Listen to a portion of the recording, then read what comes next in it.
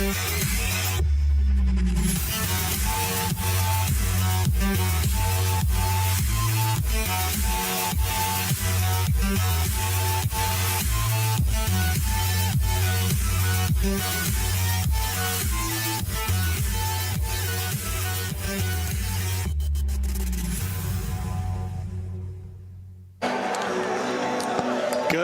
afternoon and welcome to DeVos Fieldhouse here on DeVette Van Wieren Court. We got some MIAA action here.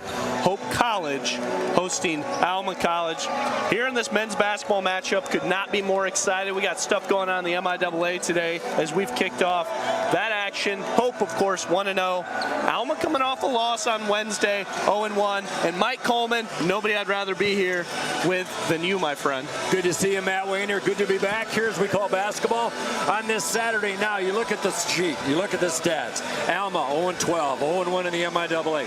Hope College, 6-6, 1-0 in the MIAA. These are the types of games as Hope is favored third in the MIAA preseason poll. You've got to win. You can't let games like this slip away. You're at home. You got a team that's reeling. They're young, and Hope needs to take care of business as meet of the MIAA season. It looks like maybe a 3 to 4 team race. We'll see how that kind of stuff shakes out down the stretch. Of course, Trine coming off national championship, number 3 in the country, and they look all but unstoppable, especially through the MIAA. You add in Calvin with that win just about that wrapped up a couple minutes ago, and looks like we got the score from that Adrian defeating Albion today, 73-70. So Adrian will improve to 2-0, as well as Trine improving to 2-0. And now we're going to see if Hope can improve to 2-0 and be tied for that first place spot. Well, you look at these things. You beat out Olivet on Wednesday. Team should be. Hopefully you get the win today. We've got Kalamazoo on the road next Wednesday, and you've got that Adrian team right here a week from today. You've got 4 teams in the lower echelon supposedly to finish. You got to win those games because you've got Calvin and Trine back-to-back in 2 weeks. And I forgot about Calvin. Now improved to 2-0 after that win over Kalamazoo. That game just wrapped up about 15 minutes ago. So like I said, if it's Trine, if it's Calvin, if it's Hope, if it's Kalamazoo, that's who we expect. But there's a lot of basketball to be played. And today, we're going to see if Alma can come in and upset this team. But what are some things, I mean, as you and I are talking through these things, especially before the broadcast, that Alma's going to have to do to be ready to go against Hope?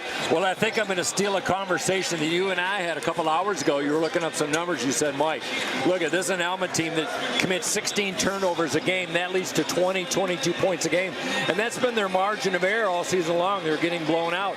And when you combine that with an Alma team that doesn't shoot very well, they've only shot over 40% twice in 12 games. They've got to take care of the rock. They got to make a few baskets because this is a tough defense. They give up over 80 points a game. Hope's not as explosive as they were offensively, but Hope's coming off a good shooting day, 53% against Olivet on Wednesday. They just got to rebound. They've been doing a good job. Hope has low turnovers, just 11.5 the last 4. Got to take care of the basketball. Pound it inside your big man, Gabe. Parker Hovey's been a beast inside as well. Yeah, I'm curious too, Mike, if Blount gets a few more minutes, the freshman from Colorado, if he's going to come in and spare Quillen a little bit, because Alma's a team, they've been out-rebounded 33 to 39 rebounds a game, and Hope has been crushing teams on the board. So I think Hope's size is really going to give Alma fits, and Alma's a team only shooting 31% from 3. They're going to need to see some of those fall. And they have the capability to do that. They got Donovan Collins, one of the better three-point shooters in the league. If not by percentage, then by volume. You know, it might take him 15 three-pointers to land 5 or 6, but he's certainly capable. But this is one of the youngest teams that I've seen in a long time, especially from Alma. Far cry back in their MIAA Elite 8 days back in 2016. We talked about Olivet also being a team, several freshmen, several sophomores. Alma, also several freshmen, several sophomores that are going to contribute today. Those two teams kind of at that lower end of the MIAA right now, but with bright futures as those kids continue to develop and those players continue to get more valuable minutes. Well, you know, it's funny you say that, Matt, because we watched the JV game earlier, and Alma JV took it to Hope College. They had some good young players, so I think they're just going through some growing pains right now. We'll have more to talk about that. Mike, as we get started here, why don't we throw it over to Darren Dijsselmars as we get going here in this 3 p.m. matchup. That's Hope v. Alma here at DeVos Fieldhouse. Let's do it. Ladies and gentlemen, at this time, we ask you to please rise.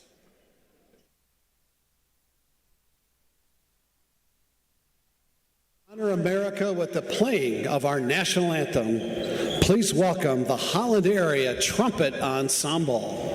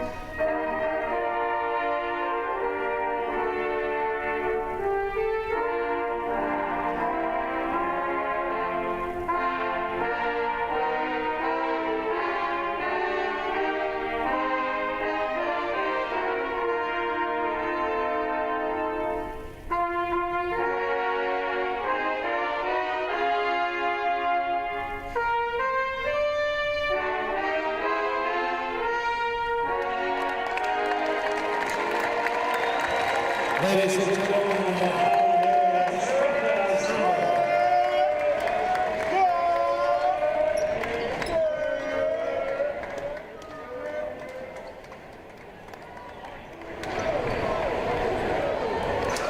we're going to listen to Darren Deistermars, the PA announcer here at Hope College, one of the best. Do the starting lineups. We'll rehash that as we've got tip-off coming up in just a moment. We're going to skate to one song only. good afternoon, ladies and gentlemen, and welcome to the DeVos Fieldhouse here on the campus of Hope College for today's MIAA contest between the Scots of Alma College and your Hope College Flying Dutchman. Here this afternoon, starting lineups. First for the Scots at 1'4", the 6'3" junior from Albany, New York, number 21, Jeremy Rosario.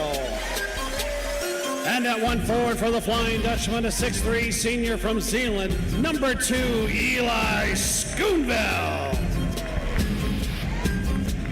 At 1 forward for the Scots, a 6'3" senior from Alma, number 24, Paul Gotti. And at 1 forward for the Flying Dutchman, a 6'5" sophomore from Shelby, number 24, Parker Hovey. Starting at center for the Scots, a 6'6" sophomore from Kalamazoo, number 23, Logan St. Martin. And at center for the Flying Dutchman, a 6'9" senior from Ada, number 33, Gabe Quillen. At 1 guard for the Scots, a 6'1" freshman from Saginaw, number 1, Josh Bradley. And at 1 guard for the Flying Dutchman, a 6'2" junior from Rochester Hills, number 10, Justice Mims. And at the final guard spot for the Scots, a 6-foot sophomore from Plainfield, Illinois, number 3, Donovan Collins. And at the final guard spot for the Flying Dutchman, a 5'11" junior from Lansing, number 12, Marcus Warman. Alma College is coached by Mike Fitzpatrick. Hope College is coached by Greg Mitchell. Your officials this afternoon, Andrew Otten, Brian Jacobs, and Chase Conrad.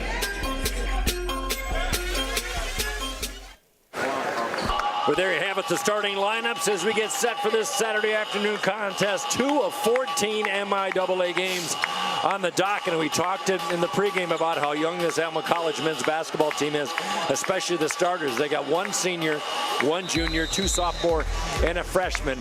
As looking to tip this up as St. Martin coming off a career-high 10 points on the loss on Wednesday. Won by Hope, tried to feed inside on the lob to Schoonveld, and Hope off and running, come away empty as Rosario, the transfer out of SUNY Cobleskill out of New York, gets the basketball over the forecourt. And a very good guard in Josh Bradley. Over to Gaddy. A lot of fresh haircuts on the Hope College starting five. Matt Wayner, everyone looking pretty sharp. 3-ball on the way. Hey, second semester got going, you know. Exactly, got to look sharp. 3-ball filled by Bradley, the early lead for Alma.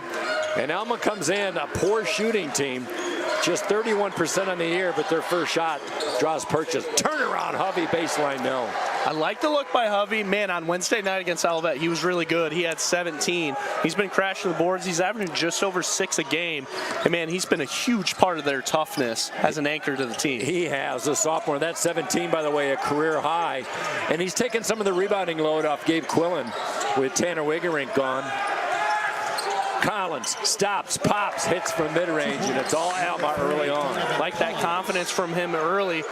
Coach Fitzpatrick kind of telling him, hey, we got to hit them in the mouth if we're going to be in this game. And it's always good when you're struggling from the field to hit a couple shots early on. As Alma playing the tough man. Schoonveld to the rack, tries to two-handed short. Rebound Rosario, he'll give you 4.5 a game. Thought he was probably pushed on the way up, but we're going to play through here. Yes, we are. Boy, Rosario's been a great pickup for Mike Fitzpatrick. Averaged 12 points per game in 2 seasons with cobble skill. Now Bradley top of the key, 11 to shoot. Alma in there black with the maroon piping, and now we got a push foul. Marcus Warman coming off a career high 4 3-pointers made of the win on Wednesday, commits the first Hope malfeasance. Hope just looking a little bit like they're trying to get their footing defensively, because Alma's just moved so well on the offensive side of the ball, being able to get guys in and out, off ball screens, kind of getting Hope in precarious positions where they're trying to talk through some of those screens on the backside. Hope is always with their patent and man-to-man defense. Every once in a while they go to the zone, but it's rare when they do. 7 to shoot. Collins off a high screen from St. Martin. Good look inside. Lofting up for prayer. When you're hot, you're hot. St. Martin throws in a baby hook. 7-0 Alma. I really like Collins' game, man. He's fast. He's decisive. He's done a lot so far that's shown me like he's just a little bit undersized, but he's got a future. Yeah, he really does. Just a sophomore. Parker Hovey. His development from his freshman to his sophomore campaign has been remarkable. As it follows on Paul Gaddy. But for Parker Hovey, what I noticed, he lost 30 pounds in the offseason, which is incredible. But I think he's a lot more aggressive than he was his freshman year, really drawing more attention as he drives to the basket.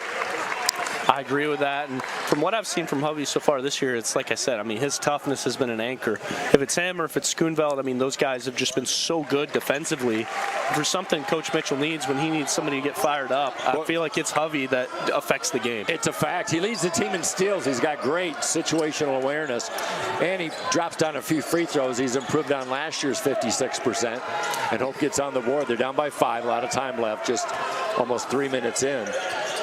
That's something I noticed too, Mike, being this team is averaging almost 5 blocks a game. I mean, if it's Quillen, if it's Schoonveld, those guys have been awesome around the rim. Yeah, they really have. Schoonveld gets more ups, bang for his buck with his 6'2" height than any player I've ever seen for Hope. Step back, Warman, 3-ball, bango! He's getting more and more confident. They need him. He's just under 10 a game, but I think when you and I are talking in February, that's going to be 15 a game. You know, it has to be, too, because he's the type of guy that can go off for 20, Matt, and he hasn't this year. He had 14 on Wednesday. That was one of his better games, but coming off a pretty significant ankle injury. And a little momentum swing as Rosario stepped on the end line, chance for Hope to take the lead or at least tie it up. And I think, like we're talking about with Werman, it's mostly about confidence. You know, I think he's got to trust that ankle again. He's got to feel comfortable driving. And when he hits that step back, I think he's relied on that three-pointer, but now it's going to open up that driving lane for him. Yeah, you got to trust the process coming off the injury. Warman once again. Boy, he bangs another one home. My goodness, Marcus Warman, 6 straight for him, and Hope with 8 straight points to take their first lead of the game. That'll get you back in a couple 3-balls. Hope only averages 7 a game, and they only shoot 31%. Same number as Alma. Don't tell that to them as a turnover. And you talked about that in the pregame, Matt, about the turnovers that killed the Scots this year. 16 a game. And Mike, what I tell you earlier, 16 turnovers a game, that's converting to 22 points a game off turnovers for the opposing team.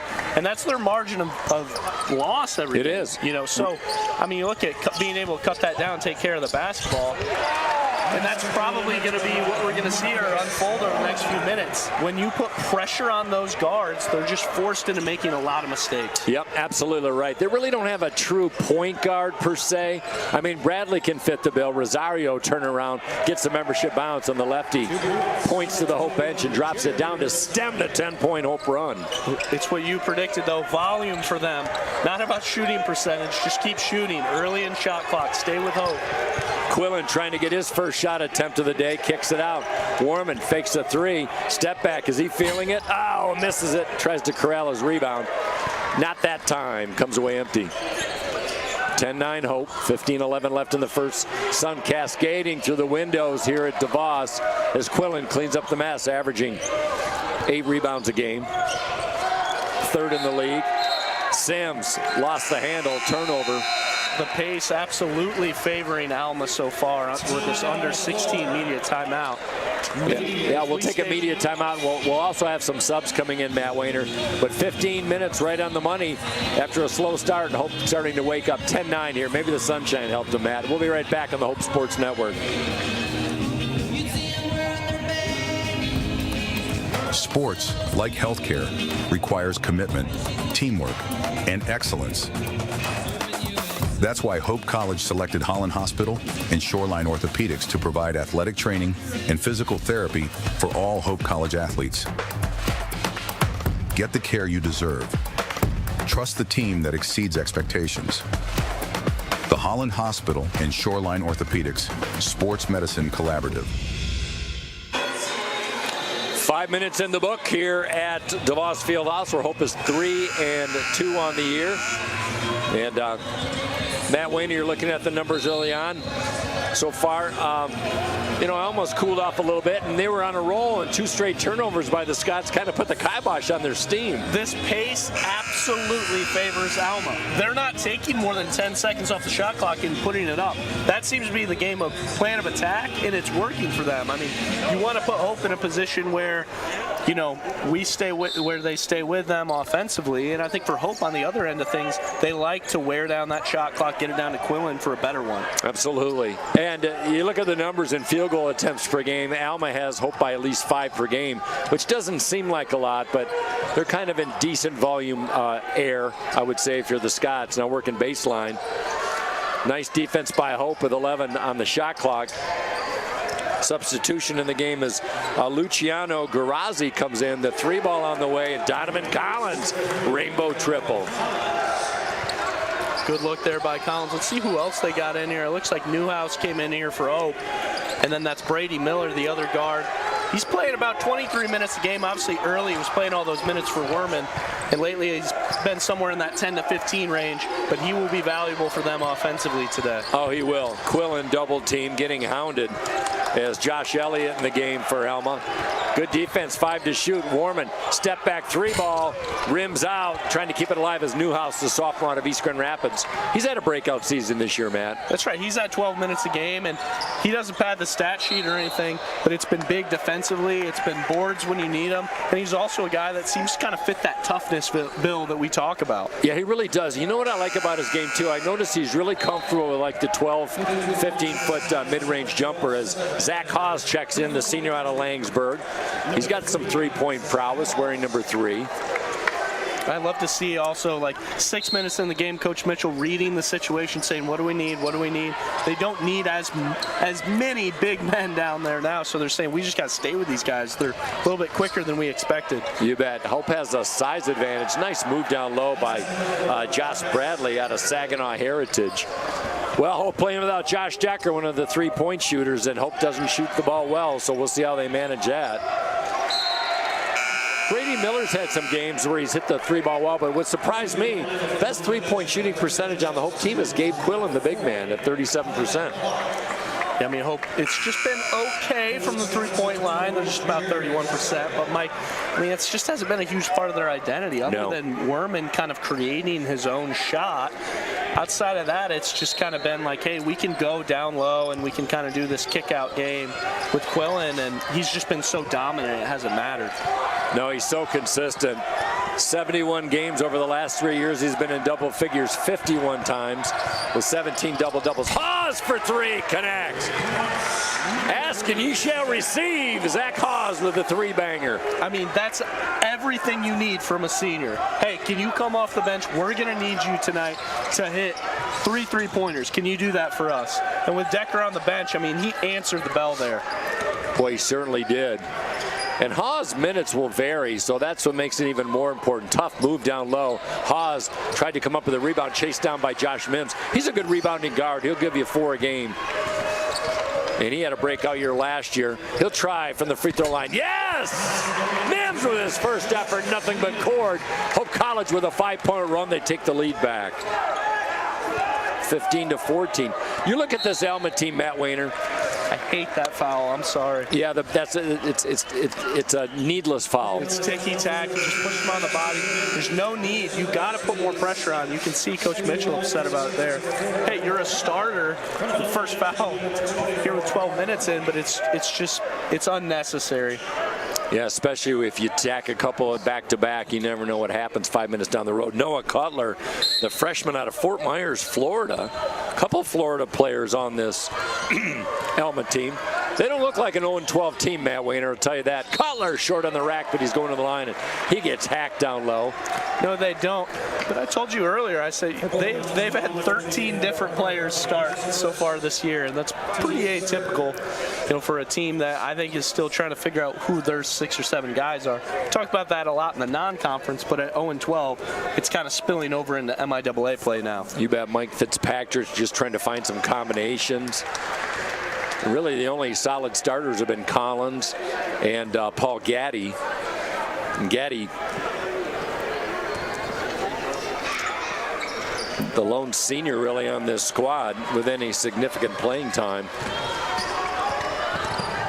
16-15, Cutler does his job. Miller, nifty move behind the back, dish inside.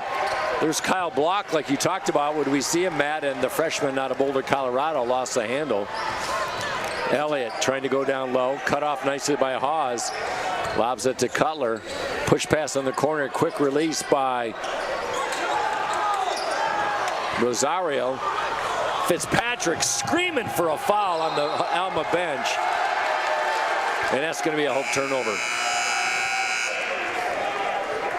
Well, after 2 quick Alma turnovers in the first 3 minutes, they've been clean with the basketball. Hope now with 4 turnovers, as Ben Wagger will check in. And I heard you mention this on Wednesday's game, Matt, in the broadcasting win over Olivet. We're going to keep it right here. Ben Wagger, he's been a valuable bench player the last couple of years, but he really hasn't a chance to spread his wings with injuries, and he took a fall in practice, just has not been able to really establish himself. Yeah, and he's somebody, when I got to talk to Coach Mitchell about that, he said, if it's shoulder, if it's his ankle, it's been a bunch of different things, and for him it's just about being able to stay on the court. Last year he was the one that came in and was able to hit big shots when they needed him, so he's going to be a valuable piece to making an MIAA run, because like I said, if it can be Werman starting to get going, get confident, he's going to be another guy that they're going to need. Absolutely. And what I think about too, when a guy like Ben Wagger, you got a team that's shooting 31% from the field. Wagger shot over 40%. He led the MIAA, if not by volume, by percentage, and that's what he gives you off the bench. Plus he gives you that height too. He's a good rebounder, but he's struggled since he was hurt before the Case Western second round game last year in the NCAA tournament. Then he took a fall in practice, but good to see him out there. But it's funny, Mike. I mean, you were saying this Alma team 0-12, you expect them to just be dog water. Somebody you're just going to walk right over. That's not the case with this team. I mean, they look competent offensively. And when I was looking at some of the box scores of their past games, it's like, hey, there's a story to tell here, because they're staying in it with some pretty good teams. Just looks like their inexperience caught up to them early on. And they are young, make no mistake about it. Good turnaround down low. Blocked by Wagger defensively. Working hard as Hovey gets hammered down low. Rosario goes down. Well, they're going to call that on Alma's Rosario as Parker Hovey got in the mix. Boy, he had a rough start. Missed the first game because of illness. Second game, got hit in the chops, had to have dental surgery. If it's been one thing, it's been another for this Hope team injury-wise the last couple of years. They're going to need a healthy Parker Hovey as he walks it over the timeline in front of Brady Miller. Right elbow, feed down low. Wagger saves it from going out, intercepted by Cutler. Another turnover, Hope. Good look inside. Laps by Hope defensively. That gives Alma the 3-point lead. I can feel a chewing coming from that Hope bench for their coaching staff here coming in a couple minutes. I don't miss those days, I'll tell you what. You know it's coming. Too much extracurricular in the background. You can feel it when you're a player, when you know, hey, we're making mistakes, we're turning the ball over. You can feel it start to come in like, hey, something's got to change here. I remember my junior year, we lost to Granville. I played for Rockford. Well, I didn't play. I laced up my shoes. We lost 95-17. And I don't know what you tell them when you're a coach at that point. Yeah, it's like, you guys ever thought about making a few more baskets? Just asking or for a maybe friend. try baseball next year. Right, exactly. Maybe basketball just isn't your jam. Schoonville back in the game. Jump stop over to Mims. Three-ball fired. Too strong. Offensive rebound by Schoonville. Fresh 20 for Hope. Hovey fakes the three. Goes in. 2-foot plant. Rosario with a hammer. 2 straight fouls on Hovey. And Parker going to the line. Mike, that's the Schoonville impact there. He gives them that opportunity, you know, for Mims to be able to hit that shot, then able to come up with that rebound. Alma bench obviously wanted over the back call there. He gets that rebound, gives Hope another opportunity. Out of his 40 rebounds this year, I saw earlier, Schoonville 13 offensive rebounds, and that's a huge impact for Hope. Oh, it is. Only Quillen with more offensive rebounds. And that's just the element that he gives you. Eli can only give you 17, 18 minutes max, although he's playing more minutes than ever due to an autoimmune deficiency disorder he's had. And the fact that he can even play, it's an inspiring story, and he battles with the best of them. Hovey knocks down 1 out of 2. Second foul on Rosario. Working it topside to Collins. He's got 5 early on. Good sidestep as Wagger had it. Loose basketball and stepping on the end line. It'll go Hope's way. Great D by Wagger, just disrupting the shot there. And that's what he can do. He's got those long arms, a 6'7" frame. You don't really miss, I mean, once Quillen gets a breather, but Wagger can fit that role. He can hit the 3 like Quillen can. He can battle down low. He's 1 year older, he looks 1 year stronger as well. And he's got the fresh haircut as well. You know. But not that time. Player went left, pass went right. They hadn't seen their girlfriends for 3 weeks. They got to get their hair cut. That's right. They got to look fresh. You know, for when they come back second semester. I remember those days. You're not too far removed for that, Wayner. Next time I see you with a fresh haircut, I'll know what. Yeah. Now the flowing locks of Matt Wayner on the call with me today. Collins open like 3-ball. Not going to get that one. That one circles out. Weak side rebound by Mims. Hope now with 6 turnovers in this first half. Quillen, triple team. Schoonveld, kick out. Warman over to Hovey. 3-ball misses everything. Hope just looks so disconnected right now. And they have those stretches offensively where they just look lost on offense. That 3-ball short. Fortuitous bounce. Point blank missed by Elliott, and Hope catches a break. Mims, triple try. Yahtzee! They're struggling to get that frenetic pace to work for them. I mean, even they're just playing to the pace Alma wants them to. But you don't really think they want to. I guess they could.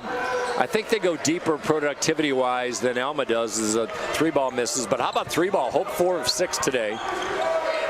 Marcus Warman given over to Justice Mims out of Rochester Adams High School. Gets a nice break off the dribble, lays it up and in. Mike Fitzpatrick wants to call timeout, and a nice run by the Flying Dutchman. 5 points. Yeah, that's great there. And they're trying to figure out what that pace is going to be. Like I said, I mean, I think they just don't know. Do we want to keep pushing it in transition? Do we want to set up offensively? You know, because they've kind of struggled. I mean, every time Quillen's been down there, he's double or triple teamed. So Alma's plan defensively is shoot your way out of this game because we're not giving Quillen 17. Well, they got 4 more field goal attempts in Hope College. Looking at the numbers, Alma shooting 41%. Not a bad stat for them, but Hope lights out 53.8% on 7 of 13, the exact number that they did in the win over Olivet. But the 3-point balls are what are really standing out. Evidently, they gave Mims a 2-pointer on that last one. We thought it was a 3. So Hope 3 of 5 from deep. And Alma just 2 of 8 today. Yep.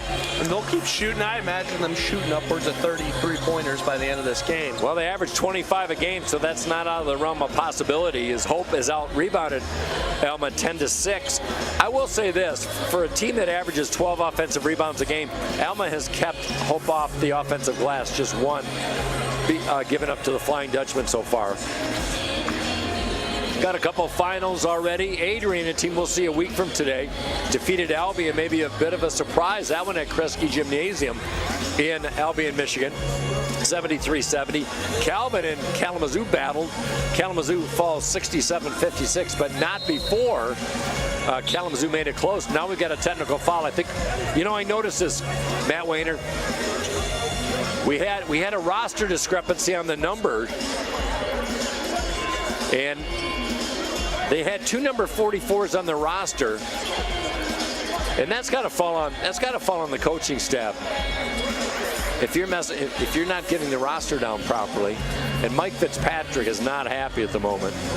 So it was the technical foul for the roster? It was, yeah. If you've got a discrepancy on the roster, it's an automatic technical foul. You might have seen Mike Fitzpatrick in the background about 10 seconds ago, kind of going off. He said, "We gave you the roster, but I've got 2 different rosters with 2 different numbers." Is the free throw good by Justice Mims, a team that shoots 71% from the free throw line? And how about Hope? Now with a 6-point run, lead 21-18. They used a 10-point run after being down 7-0. And now a 6-point run. Full court pressure now being administered by the Dutchman. Inside 9 minutes left in the first half. They'll meet twice this year. Hope took care of business last year. They won both games. They've won 7 straight against the Scots. Gaddy inside. Lost a handle, travel. I think Mike Fitzpatrick's head might snap off here between the technical and the travel call. Well, and I love the referee kind of stepping in as he was going off on the scorer's table here, and they're just doing their jobs with the numbers that they receive. Exactly. They do a fantastic job, and the referee said, hey, it's not their fault. You gave them 2 different rosters with 2 different numbers, and of course for the technical foul. You got a double check, triple check. Quillen cleans up the offensive glass, but a little push off on St. Martin, and Quillen will get pegged for his first foul. Quillen. I know Mims didn't like that one, no. Mike, but I thought it was pretty clear he was over the back there. Well, Gabe Quillen has not attempted a field goal, as only 4 have scored for Hope. Marcus Warman with 8, Justice Mims with 7. And only 6 have scored for Alma, led by Bradley and Collins with 5. Those are points early on. Kick out Bradley. Trying to steal that one is Hovey. Loose basketball. Shot clock going down inside 10 seconds. St. Martin fakes the triple. In the corner, Hope is smothering defense. 4 seconds. 3 seconds. Skundell working hard. And looks like Alma called a timeout, I think, before the ball went out of bounds. No, I think they got... He ended up calling that shot clock violation. Yes, they are, possession defensively. Especially, I mean, there's not a better situation with 6 seconds to go on the shot clock. You got Eli Schichtel nose to nose with the guy. It's like you're not going anywhere. Those aren't good odds. No. Matt and I'll take a quick 30. We'll be right back in the Hope Sports Network.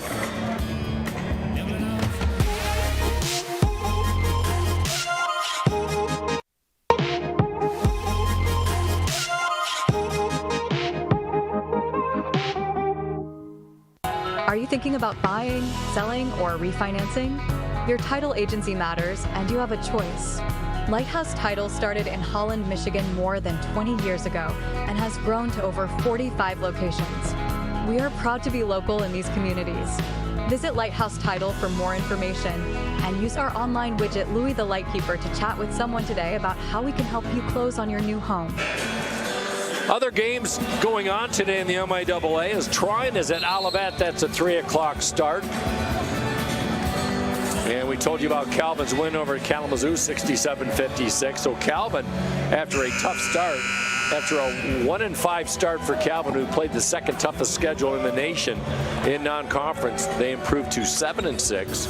Adrian at 2-0 with the win over Albion today. Yeah. And here it's 21-18 Hope. And talking about Calvin, Mike, I mean, that team has been through the gauntlet.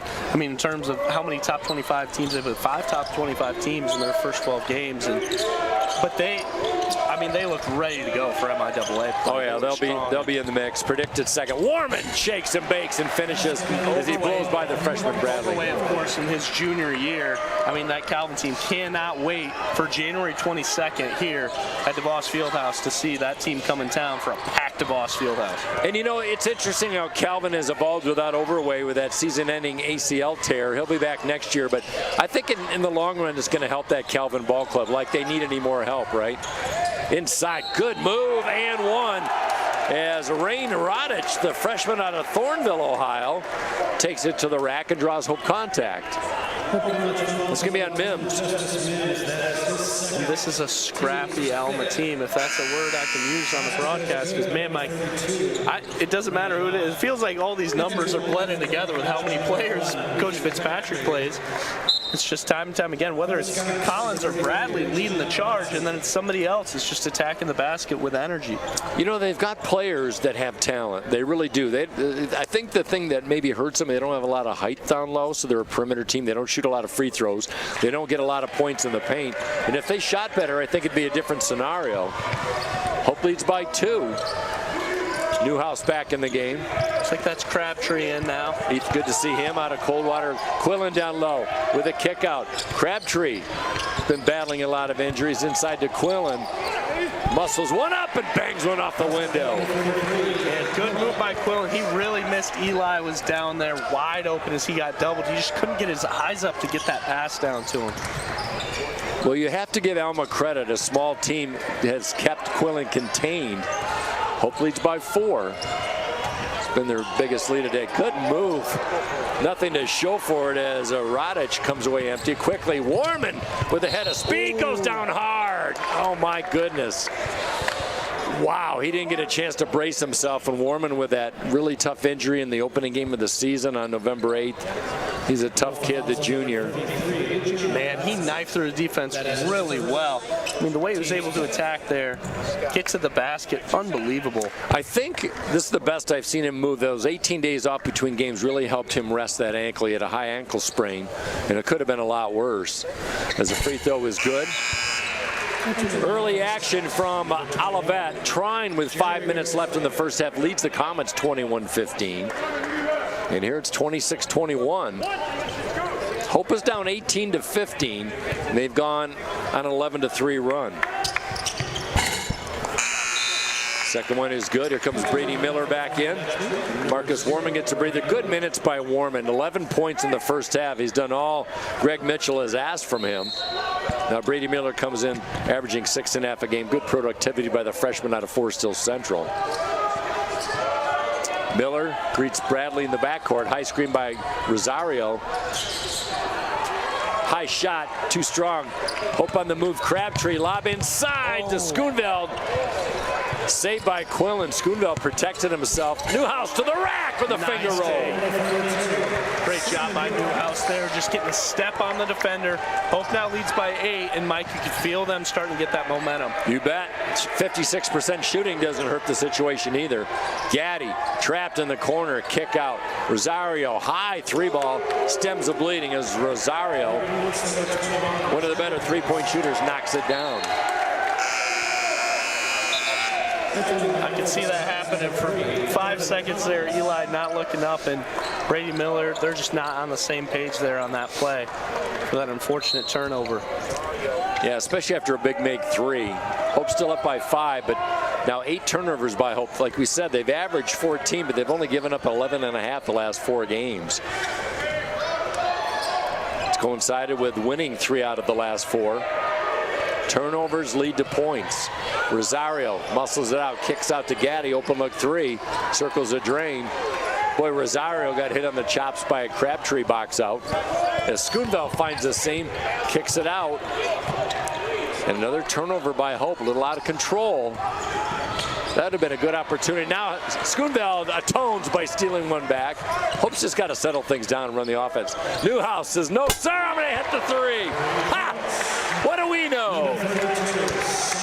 Like I said earlier, man, 12 minutes a game for him, but he is coming on more and more important every single game for this Hope team. He put up big numbers in East Grand Rapids as a Pioneer. And now, sophomore season, getting more playing time as Gaddy. Schoonville tries to save it, diving effort. Well, I don't think the fifth-year senior Eli Schichtel, he's going to leave it all on the table, isn't he, Matt, as he gets a breather. Hovey back in. Unbelievable what he's able to provide. I mean, he's just so fun to watch. We talk about him every game, but it's the spark that this team needs time and time again. And now I love here, Mike, getting Hawes back in the ballgame. See if you can get him a couple opportunities for a three-point try as we head into halftime here. 4:30 remaining. Miller, high window, no. Good drive by the freshman as he backs up Collins, and Collins picks up the Olivet foul there, 6th, and that will send Brady Miller to the line. I think it was one of the best things that could have happened to Brady Miller, injury-wise. Not that we want Marcus Worman to have an injury, but the fact that he got meaningful minutes. Oh, I'm sorry, Mike. I think I got to point out, I think he's got the Reebok questions on. I mean, that's a throwback. Those look like 2003s. We haven't had a chance to talk about all the players' shoes yet this year. That's true. Well, speaking of, Van Wagner with the two-tone bright orange and white. And then, not to be outdone, Parker Hovey with the Nike bright blue with the white swoosh. Are you a shoe connoisseur? Well, I painted our shoes in high school basketball. We were orange and black, the Rockford Rams. So they were Converse, so the star was orange and the little, I don't know, semicolon was black. You didn't fill up the stat sheet, but at least the shoes were colored. Yeah, the shoes were phenomenal, man. Newhouse rips down the carom. Hope up by 10, just slowly stretching things out here in the last 5 minutes. Newhouse with a double clutch, no. But there's something we wouldn't see from Newhouse last year either. The fact that he had the confidence to drive to the basket, got the break, and now he's going to earn a trip to the line. You hit the nail on the head. It's confidence. I even saw that. I mean, first 5 games of the year, you could see he came in for a couple minutes, trying to find his spot, trying not to be too overwhelming on the court. Now he's just like, he knows what to do every time he's got the basketball. He finds the open man. I love the way he's developing. And, you know, you see that with all players. Gabe Quillen, limited minutes as a freshman, the big 6'9" center. He was kind of doughy. And then he came in a sophomore, just a chiseled sophomore, and he started putting up numbers. You know, averaged over double figures and rebounds, and was 8 or 9 a game. And that's what happens. It's so hard on that transformation, even for great players to go from high school to college. And here's Charles Howell, the freshman from Cadillac, Michigan, going to check in here, taking those minutes for Newhouse. Yep, the 6'5" freshman. 4:06 left. Hope has extended the lead at 11 as Newhouse splits a pair. Rosario, left elbow, push shot, no. Rebound by Miller. Hope has won the rebounding battle. Hovey, down low, transition basket. That's where it pays off for Miller when he wants to push that in transition. It's just been come with a few turnovers too much early, but that's when it pays off. You bet. He's got great court awareness, good ball handler. You talked to his high school coach, Jordan George, as he sits off to our right in the end zone, hopefully stepping up the defensive pressure.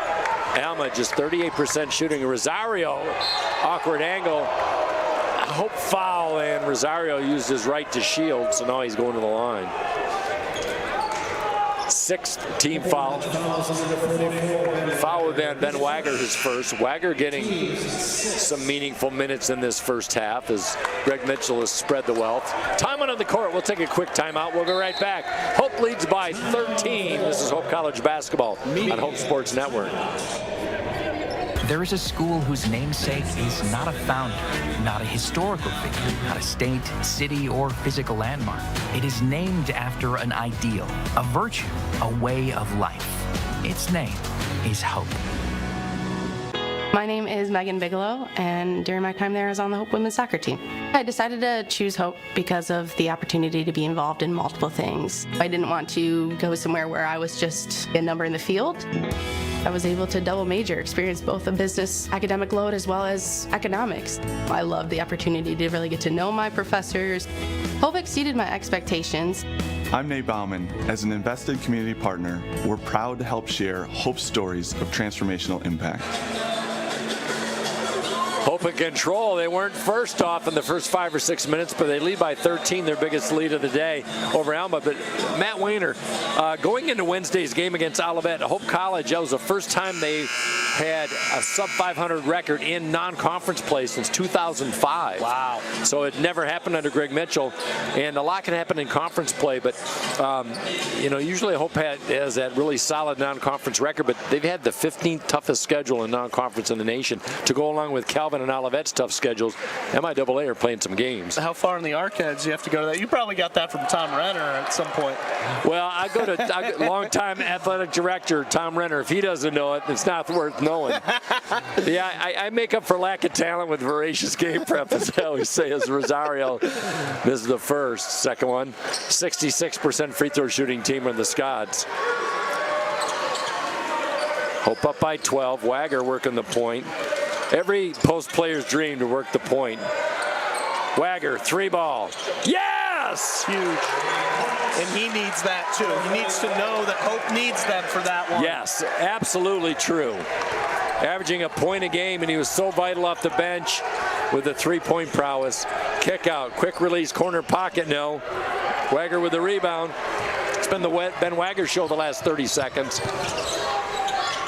Like to see patience there from Miller. He wanted to force something, shows discipline to set things up, especially up 15. Yep. Parker Hovey, the lone starter for Hope on the court right now. Howell, 3-ball launch! How about the freshman from downtown, Freddie Brown?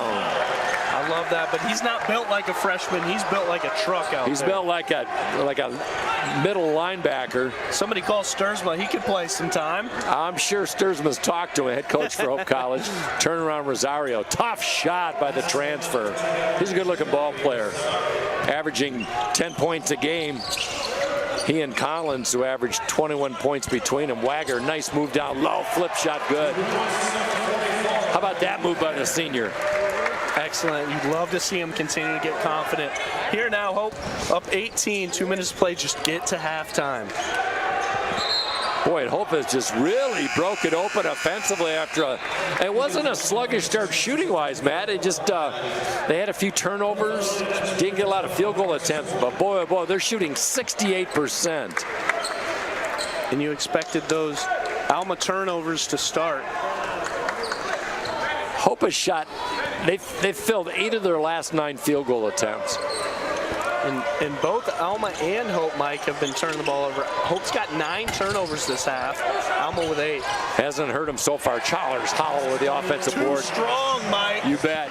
Big body off the bench. Good minutes for him as Marcus Warman back in with Chet Cutler coming out. Here's Duriel Mass Jr., the junior out of Carleton High School out at Saginaw area. Step back, Elliott with a 3-point launch. Too strong. Hovey goes up and commands the rebound. Now takes it over the orange anchor. Lost the handle, but we got a reach-in foul. And Parker Hovey has been a busy cat from the free throw line today. We'll head to the line in the bonus situation. And here comes another new player here for Hope. That's Brett Boltzma, the sophomore from Dorr, Wayland High School. Played a few minutes at the end of the Olivet game when it got out of hand. As you can see now, Coach Mitchell trying to see what he's got from his underclassmen.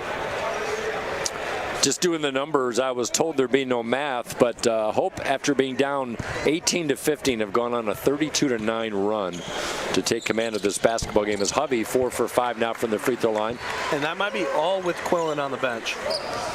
That could be very well true. Quillen, 1 basket, 3 rebounds in 12 minutes. They have not needed him, which is always a luxury when your leading scorer is on the bench.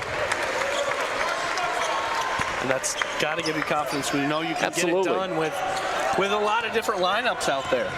Because you won't have players all the time, especially with the injury bug that has afflicted Hope the last couple years.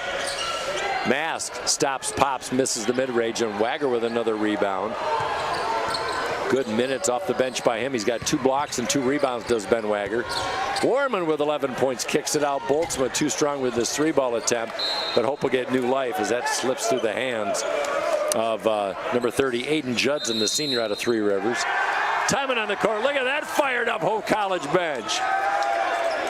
Ha! We'll keep it right here.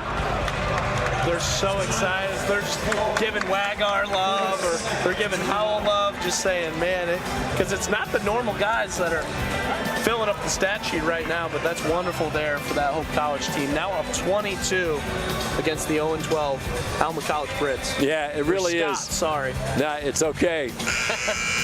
Well, if you follow college football in Division III, Alma has turned into a iconic D3 power. Hope upended them this year in the regular season at Alma to win.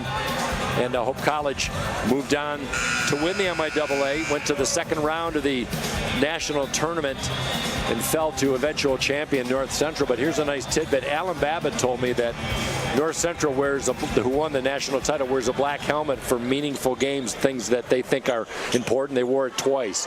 Once in the national championship game over Mount Union, and in their game against Hope College in the quarterfinal. How's that for respect? Inside lob to Hovey. Too strong. Hovey needed to be about 7'8", and Hope turns it over. We'll have all the numbers in this first half after a recess here at halftime from DeVos Fieldhouse on the Lakeshore. Cutler down low. Good move. Couldn't get it to finish, and Wagger with another rebound. Quick lead up Warman. Trying to lose Cutler on the dribble. Hovey, 3-ball land. Good look short, and that goes out of bounds. Update from Trine Olivet. That's out in Olivet, Michigan. Trine up 36-24. Just about almost halftime over there.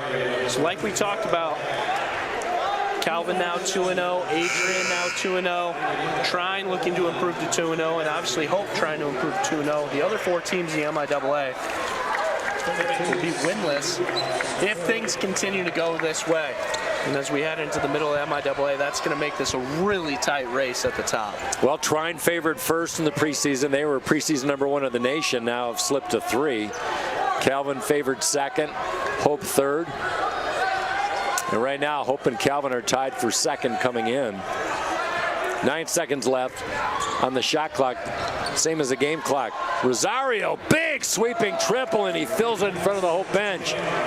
Can Crabtree launch one? Yes! Floating 3-ball from 40 feet. You betcha. Wow. And for a guy battling injuries, Ethan Crabtree, walking off his team like they just won the national championship, and that's also important as we see the replay. Wowza, he drops it down. What a way to finish the half. 52-30, good for Ethan Crabtree, great for the Flying Dutchman. They were down early. They were down 7-0 in this game, so you can do the math if they come back to take a 52-30 lead at halftime. And before we head to break, Matt Weiner, give me a couple numbers that stand out to you in this one, if you see any. Important right now to me, Hope College outscoring Alma from bench points 24-7. It's been fantastic. Those younger guys being able to come in off the bench, affect the game. You said Quillen playing 12 minutes in that first half. There's been a number of other guys been able to impact it. As well as that, Hope crushing them on the rebounds right now. 22 rebounds to just 7 for Alma. So if Alma doesn't get that first shot to go, it looks like it's Hope's opportunity. It might be. Hope shooting 63% in the first half, 58% from deep, 7-12. Alma 37%. They've taken 3 more shots and just 4 of 14 from the 3-point line. So all signs point to Hope College early on against the upstart Alma Scots. So Matt and I are going to take a break. We'll be back. We'll break down some more numbers. When we come back too, we'll tell you how the women are doing today as they have a big win against Trine. Hope 15th in the nation in women's basketball, top 25, taking on the number 25 Trine Thunder. Winner gets sole possession of first place. We'll be right back. This is the Hope Sports Network.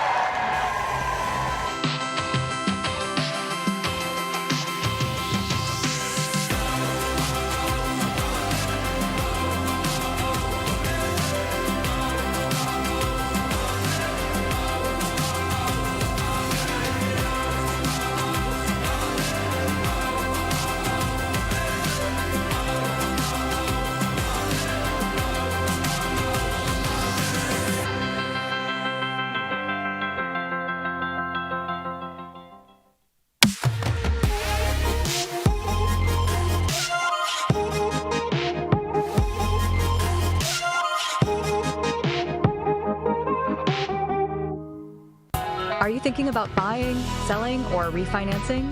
Your title agency matters, and you have a choice. Lighthouse Title started in Holland, Michigan more than 20 years ago and has grown to over 45 locations. We are proud to be local in these communities. Visit Lighthouse Title for more information and use our online widget Louis the Lightkeeper to chat with someone today about how we can help you close on your new home. Yeah, my name is Travis Williams. I'm the CEO of the ODC Network. I graduated from Hope in 1998. I studied biology, and then I also played football. In order to be successful, people really need more than just the academic experience, but they need people to come alongside them and help them, coach them, mentor them.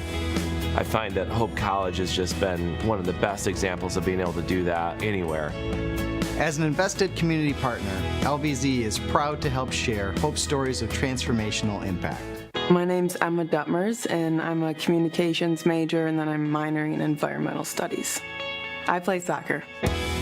The first soccer game of my junior year, I tore my ACL. Our athletic trainer, Annie, was there for me right when it happened, and she was there for me literally every step of the way. That was definitely a huge growing opportunity for me, and it was really hard, but it really pushed me to be a leader with more of my voice because I couldn't lead by example on the field. It definitely made me take a step back and realize how much there's to be grateful for. As an invested community partner, LVZ is proud to share Hope stories of transformational impact. Gentex is a tech company supplying electro-optical products to the global automotive, aerospace, and fire protection industries. With focused competencies in design, vision, displays, software, and more, we're always looking for engineering talent.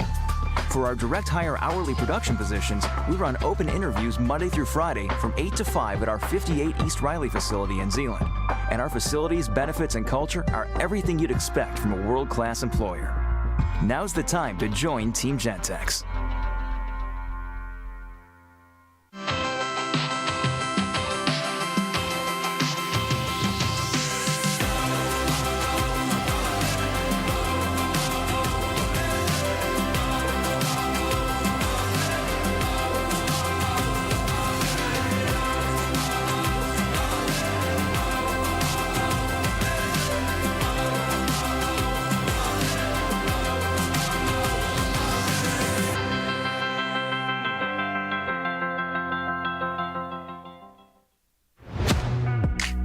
There are over 5,000 colleges and universities in the United States alone, and nearly every single one of them is named after a location or a historical figure. But along the shores of Lake Michigan, there is a school whose namesake is not a founder, not a historical figure, not a state, city, or physical landmark. It is named after an ideal, a virtue, a way of life. Its name is hope. It is so easy to get lost in what this world lacks, to become discouraged by its needs, gaps, and flaws. Can we see beyond the uncertainty and brokenness? At Hope College, we do. Not by ignoring the world as it is, but by learning and living with the belief that this is not the world as it should be, by driving to understand, to unlock clarity, to amplify truth, by leading with inspired compassion, by embodying a vision that illuminates greater opportunity for all, by serving with anchored conviction, using our collective gifts to offer this world what it needs most. Hope. Not simply hope as a desire, but hope as a way of being. Because hope has changed the way we see the world, and hope drives us to change the way the world is. Because hope shapes our calling. Because hope inspires our dreams. Because hope empowers our talents. Because hope frees us to try. Because hope transforms what we believe, transforms how we act, transforms who we are.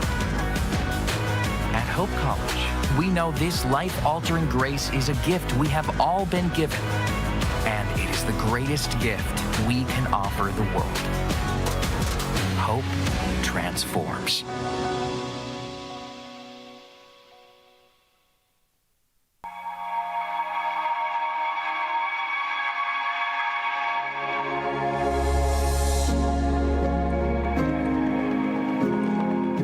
loved school. I've always loved school, and I was very driven in high school too, but for some reason I just never actually thought I could do it, because I couldn't see it. It didn't feel tangible. And when I was able to get a scholarship, I was like, I'm actually going to college. I can do this. People believe in me. I understood that my education could completely change my life, that it opens so many doors. And I think that some students just go to college as the next stepping stone in their life. They don't really think about, what does this really mean? And how can this change my life? And I understood that because neither of my parents had that opportunity to get a degree.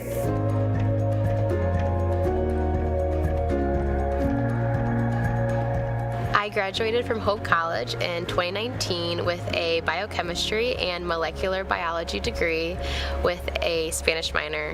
One big part of my personal calling into medicine is to, one, show other students that look like me, so students of color, women, that you can do this too. And that if there is an obstacle, let's talk about it and let's surpass that obstacle, because you can surpass that obstacle. I feel like my family and I have done a lot for me to get here, but I know it is doable with support. One big moment that happened recently that's super exciting and a part of your entrance into medical school is the white coat ceremony. It was monumental to me and my family. It was a symbol of how hard work does pay off. For me, as a first-generation college student, receiving my scholarship opened up that door for education that I didn't believe in high school I even deserved. Now being an adult and going through college and now being in med school, I can see that investment of that scholarship in my life truly allowed me to not only pursue this, but also gain confidence in myself that I do deserve to be present in a higher education realm, even though not many people look like me when I walk in the door. I've been able to help my younger sibling and then also extended family apply to college and apply to scholarships now that I've gone through it. So I do think being that first person to go through it is really scary, but once you are able to gain those experiences, you can help others and uplift those around you. If I were to talk to the donor who helped make my scholarship possible, I would say thank you. Your support makes education accessible, and that accessibility not only changes lives of individuals, but transforms their community.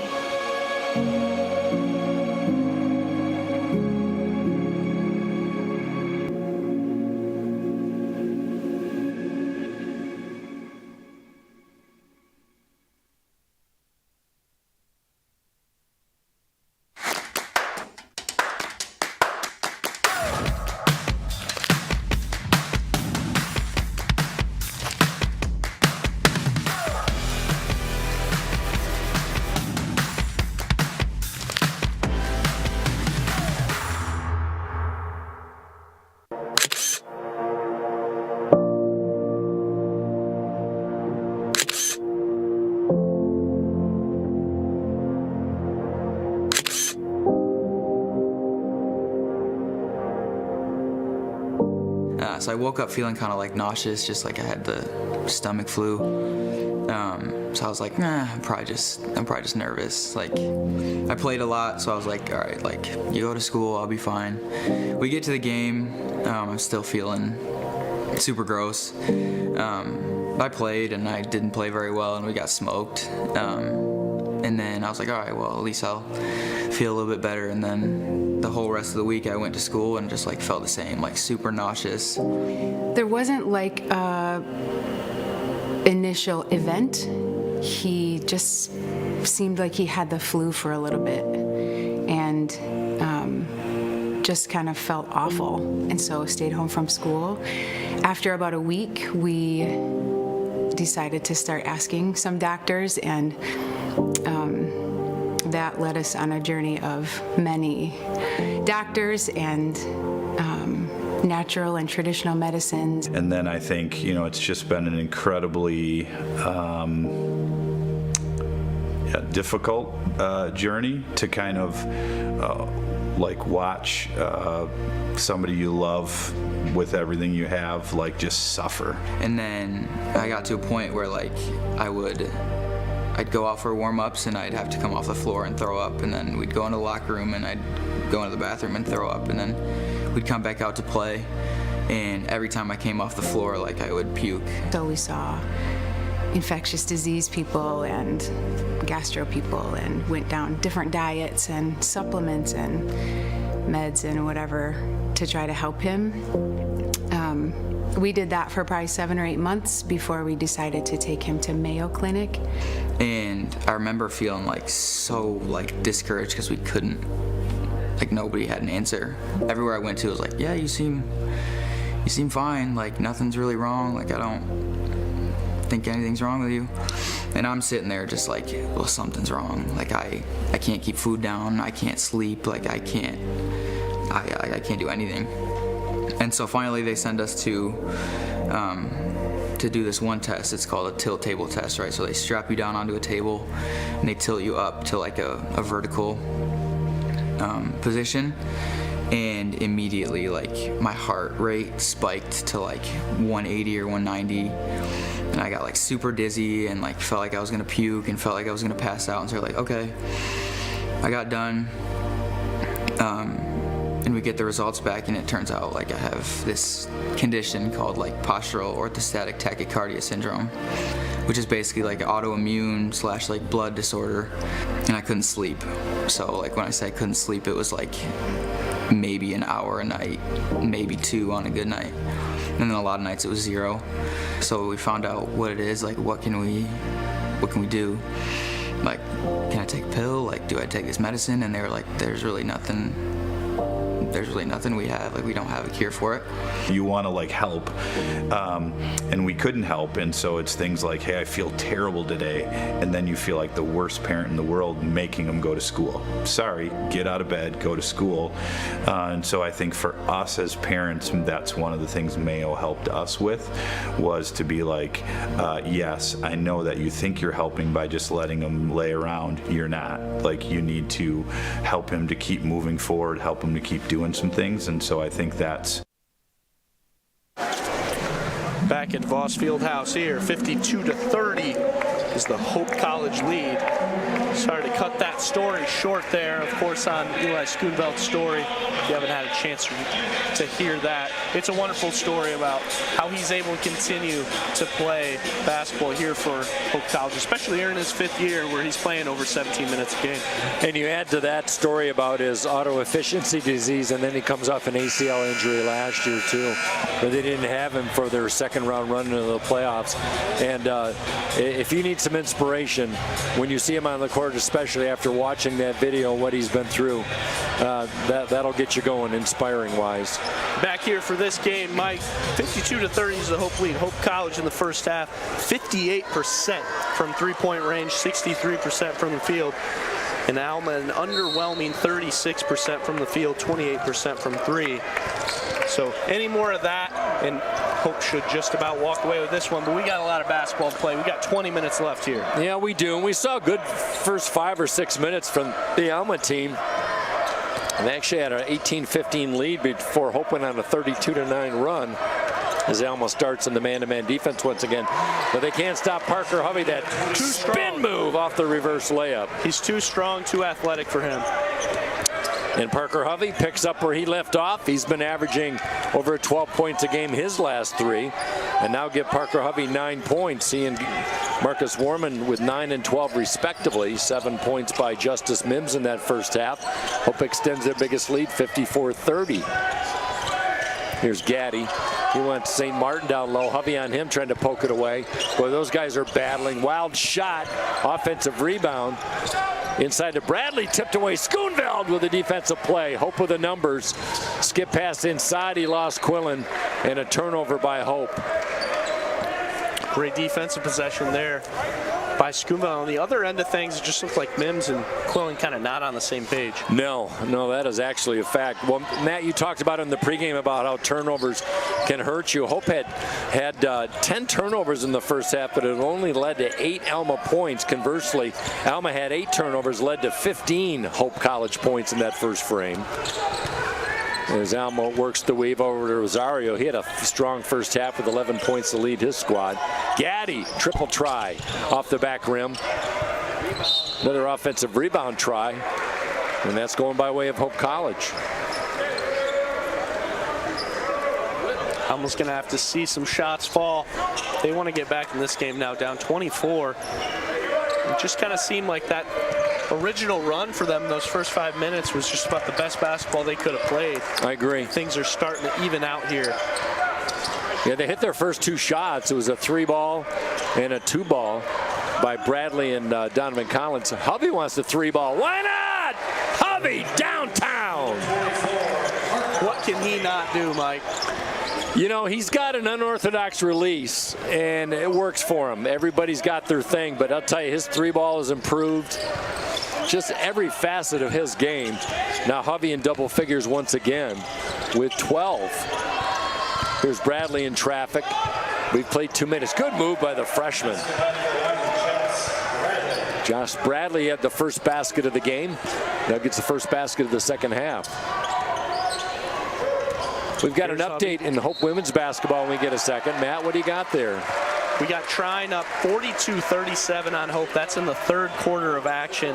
Those two teams both at 11-2, and really comfortably the 2 best teams in the MIAA so far. Without question, they're both 4-0 in conference, 11-2 overall, tied for first in the MIAA. Hope 15th in the nation. Trine 25 in the nation.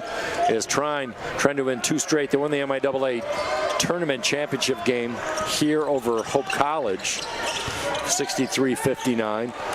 And Parker Hovey with a chance for an old school 3, misses the free throw, but he's got 14 and another aggressive move.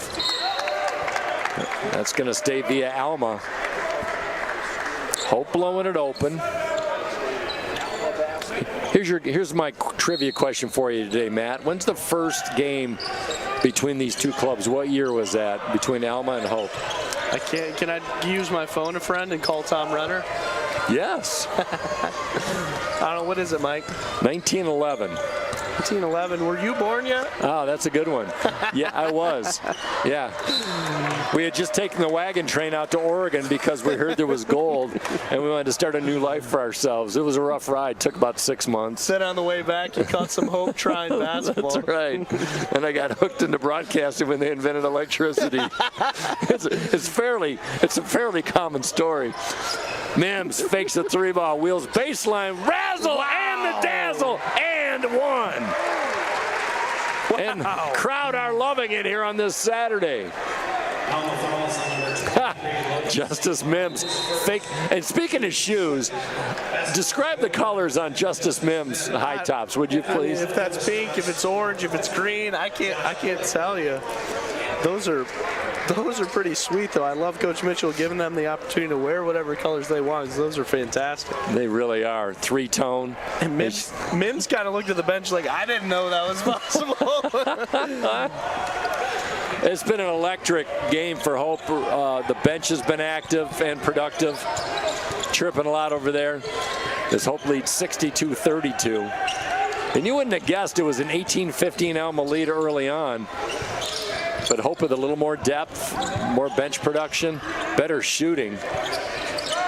St. Martin in the backcourt, Quillen on him, picks up the dribble, nowhere to go. 4 in the shot clock. Rosario, wild 3. Too strong, you heard the clang of the iron. Rebound Schoonveld, and Hope controls. Werman skirts one off. Offensive rebound put back by Quillen, and he gets pegged for the push-off. His second. Quillen's just got 2 points. This is good thing Hope hasn't needed him, but he has not really been getting going so much offensively. No, he had 9 points against Olivet here on Wednesday. That was a season low. But here's some numbers I want to throw at you about Gabe Quillen. We talked about his 71 games, the last 3 seasons, 51 games in double points, 22 games in double figures in rebounds, and 17 double-doubles in his career. 2-time All-MIAA center. Elliott trying to move off the screen, hook pass down low. Saved by Mims. Hope College trying to run with the basketball. Warman, one man to beat. Muscles up on Elliott, fills it off the window. Love to see him. He just keeps getting comfortable. Keeps getting comfortable. He does. And that's going to be huge for Hope down the stretch. A lot of pressure on him with Clayton Dykehouse graduating last year, and the junior, after that season opener injury, has come back and really playing his best basketball. Rosario with a putback. Tried to pass it out, turnover. Miller on the run. Quickly to Hovey. I was just getting ready to say, that Brady Miller defense was awesome there. Yes, it was. That's what he gives you. He's a slasher. He's a very aggressive point guard for a freshman, not afraid to take it in the land of the Giants. Mims, little stutter step back, 15-footer. No good. Offensive rebound. Hovey leans it. Put back Quillen. Quillen goes down to the court, and Mike Fitzpatrick wants a timeout. Let's take a timeout. It's all Hope College, but a lot of basketball left. 14:57 left on the network. Hope students are challenged to dig deeper. They're challenged to find their calling and shape their future. They're taught to empower their talents, chase their dreams, and encouraged to make a difference. The Hope student body is ready to change the world.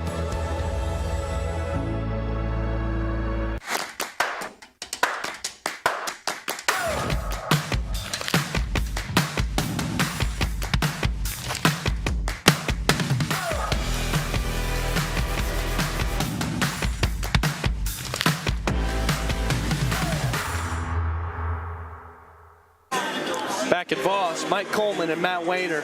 Mike, it's been all Dutch here, up 34 points here at the Voss Fieldhouse. We've had a chance to talk about the MIAA, obviously talk about some of what that women's game looks like, a pretty good matchup there for them, and trying a fantastic job Coach Morehouse has done. But here on this court, what I'm seeing here from this Hope team is they're starting to find who those guys are coming off the bench that have been fantastic. 24 bench points, whether it's Newhouse coming off the bench or Brady Miller, just been fantastic minutes by them. But it's starters here today. Werman leading, him and Hovey both at 14, and then it's Justice 10 to add as the leading scorers for the Dutch. And Hope College playing shorthanded today. They're without Sam Carlson, the senior out of Superior, Colorado, out with Josh Decker, the senior out of Cuyahoga Falls, Ohio. Jared Rigg, the freshman out of Arlington Heights, did not dress today. Carson Sanders hasn't played all season long, the junior out of Clark Lake, Michigan. So Hope getting it done. Rosario, three-pointer. Not this time. Rebound Quillen. Just 2 points for Quillen, but pulls down his fifth carom. Hope in control with 14 and change remaining as Warman walks it off the timeline into the forecourt. He's got Cutler, the freshman, on him. Warman's got to pick it up. And now Scots look like they moved to a little zone, 2-3 zone, Matt Wainer. Let's see if they're going to make Hope shoot through it a little bit. Brady Miller with an open three. Offensive rebound for Hope. There's 6 of the day. Good look inside Newhouse. And I think at this point now for Coach Fitzpatrick, it's about, can I try this 2-3, or is this going to be a little bit more effective, and how does that inform his decisions moving forward in the MIAA? I think that's very wise. The man-to-man has not slowed down Hope's hop shooting, and sometimes his own can neutralize that. Speaking of Warman with the 3 ball, good look short, offensive rebound. Newhouse once again, Johnny on the spot, gave him 8. In the MIAA, where you play everybody home and away, so you're going to see Hope again. So you might want to see, okay, are we able to try something a little bit different that's going to give us a chance earlier in this game? Absolutely. Well, you've got a Hope College team that is just shooting, video game numbers, 67% on this day, 57% from deep. Timeout on the court. Let's step aside. Hope College 70, Alma 32, and Hope College, a team that averages 71 points a game, right around their season average, with 13 minutes of basketball left. Matt and I will be right back on the network.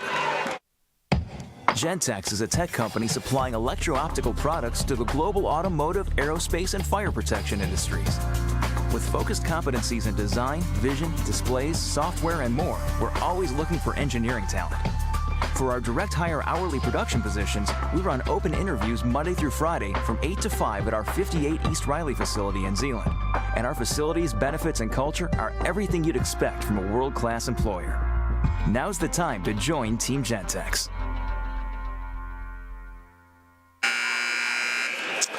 Back here at DeVos Fieldhouse, Matt Wayner, Mike Coleman, 70-32. It has been an absolute crushing here by Hope.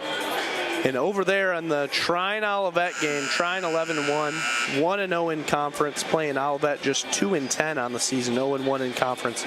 Trine leads handily right now, 49-35, 14-32 to go. We talked a little bit about that Trine team, and for those that are at home, what an unbelievably tragic situation for that team. That's one of the three best teams in the country, losing their star guard, Fred Garland, of course, in the tragic car accident. Yeah, all-conference player transfer from Albany, and he and his brother Cortez led Trine to their first ever national championship, and he lost it in a single-person car accident. And sometimes a tragedy like that can pull a team apart or galvanize a ball club. And I think Trine's going to be good. They can rally around each other. They're deep as far as basketball goes, but you never really get over it. You just can use that maybe as motivation and maybe as a memento to Fred to play out the season. Yeah, and you think, when the tragedy happens, it's like, what's this going to do to a team for a guy that he started all 8 games up to that point? He was averaging 28 minutes a game and 14 points, and they haven't missed a beat as a basketball team. But, of course, they're hurting. Our hearts go out to Trine, and through the remainder of the season, as we follow that story, as we'll have a chance to call their game here a couple weeks. Yeah, we certainly will. We'll see him in early February. Ethan Crabtree finished off the first half with a almost half-court 3-ball. That one a little more reasonable NBA-style deep 3. Crabtree was 6. Foul down low. Ben Wagger got pegged for the personal. Full college fouls on number 44, Ben Wagger. Good minutes in the first half by Wagger. 5 points, 2 blocks, 3 rebounds. Now he's back in with 12:55 left. By the way, season high 6 points for Ethan Crabtree. Good to see him connecting. Crabtree also been fighting some injuries here throughout the season. Wow, what a heads-up play by Brady Miller. Gets the ball off of Cutler's hands for another Alma turnover. Miller, he's got an interesting build for a point guard. He's 6'3" with long arms that can handle the basketball. Initiating contact from Cutler. Here's Hawes off a screen as he whips it cross court. Miller, quick release 3-ball, skirts off. Wagger tried to keep it alive off the arm of Newhouse, and we've got a new player for Alma. That is Seth Bradford, the senior out of Midland, Michigan. And the score obviously indicates Hope being absolutely dominant on that Brady Miller steal. Can he slam it home? Nope. Needs 2 more inches. He's going to finger roll it like they do in the warm-ups. He's casual with that. So Brady Miller with his second basket in 12 minutes. And if you're just joining us, Hope obviously been dominant in terms of shooting percentage. 64 from the field, 53 from 3. When it comes to the turnover battle, Alma with 11 turnovers, Hope with 11 as well. And Hope's been 14 turnovers a game. I know that's something Coach Mitchell knows that they got to get better at down the stretch. Absolutely. If they're going to compete with Trine and Calvin. All the good teams. I think of the WIAC. Those teams in the WIAC conference, they don't turn the ball over. 7, 8, 9 turnovers a game. And with 10 first-half turnovers, Greg Mitchell's probably first pointing the agenda in the locker room, like, guys, we got to shore it up. Hope with just 1 turnover through the first 8.5 minutes of the second half. That's kind of what showed itself, too, for them when they were playing.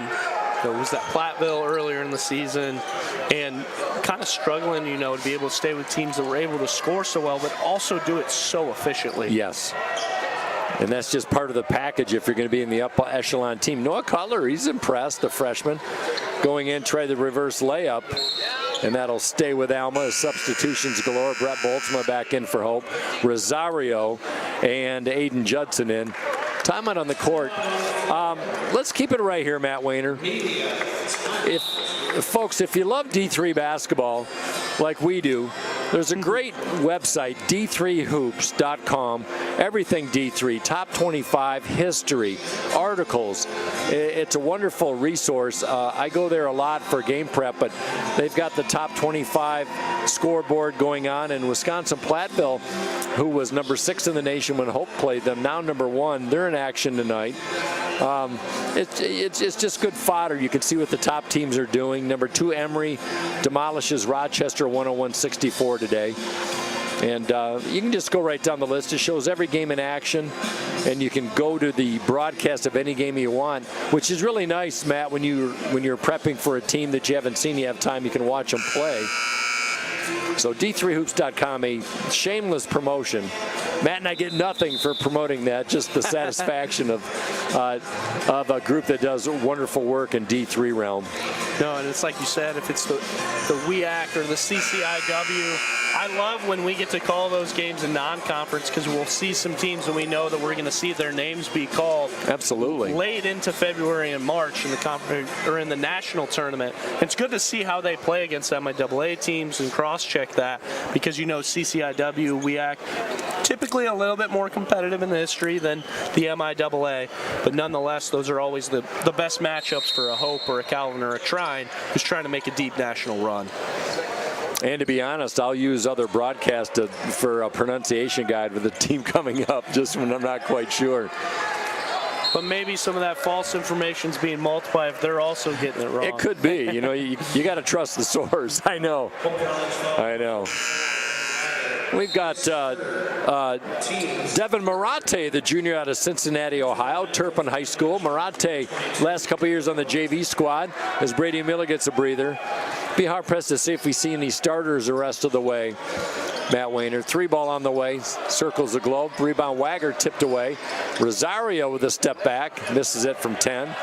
And Marate tied up down low. And we got a foul.